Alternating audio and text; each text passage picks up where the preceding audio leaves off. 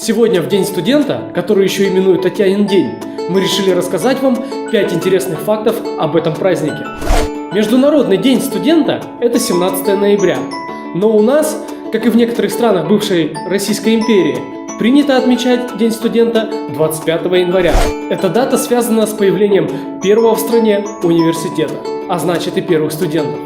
В 1755 году императрица Елизавета Петровна удовлетворила и подписала прошение графа Ивана Ивановича Шувалова об открытии в Москве нового учебного заведения. Прошение было составлено на основе проекта Михаила Ломоносова. 23 апреля 1755 года в Москве был открыт университет. В 1786 году на Маховой улице появляется главный корпус университета. 5 годами позже левый флигель здания отдан под домовую церковь. Церковь была освящена в 1791 году в честь святой мученицы Татьяны. Татьянин день в Российской империи и прежде всего в Москве был шумным праздником с широкими гуляниями, в которых участвовали на равных как профессура, так и студенты. На углу Петропавловского бульвара и Трубной площади находился французский ресторан «Эрмитаж Оливье». Его хозяин, кулинар Люсьен Оливье, отдавал в Татьянин день зал ресторана студентам, которые приходили сюда гулять после официальной церемонии и праздничной литургии. Дата проведения Международного дня студентов связана с событиями, происходившими в оккупированной фашистами Чехословакии. В 1939 году студенты и преподаватели вышли на демонстрацию в честь годовщины образования Чехословакского государства. Это мероприятие не понравилось оккупантам, и во время разгона демонстрации был убит один из студентов, Ян Аплитал. Его похороны вылились в акцию протеста. Десятки участников были арестованы, а утром 17 ноября немцы окружили студенческие общежития. Дата 17 ноября была выбрана как день памяти о жертвах и солидарности студентов. Святая мученица Татьяна – покровительница студентов.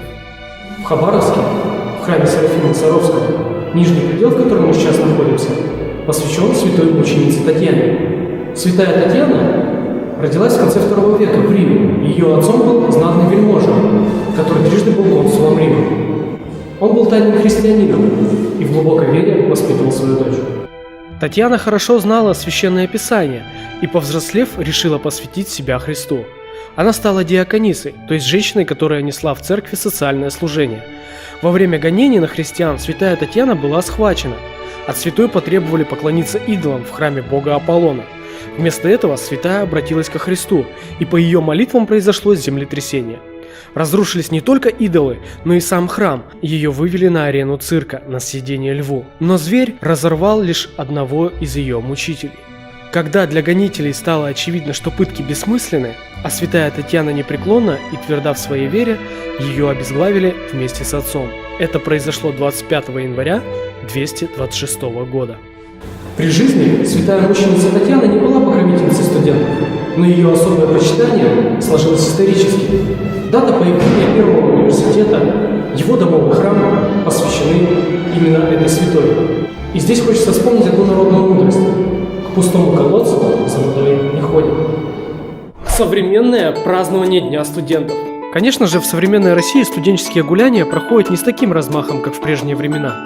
Сегодня российским студентам приходится ограничиваться громкими застольями, и теми мероприятиями, которые подготовила для них администрация университета или власти города. Конечно же, с наибольшим размахом празднование Татьяниного дня проходит, как и прежде, в МГУ. И это неудивительно, так как для данного вуза День студента – двойной праздник. В этот же день студенты Московского государственного университета отмечают и дату основания своего учебного заведения.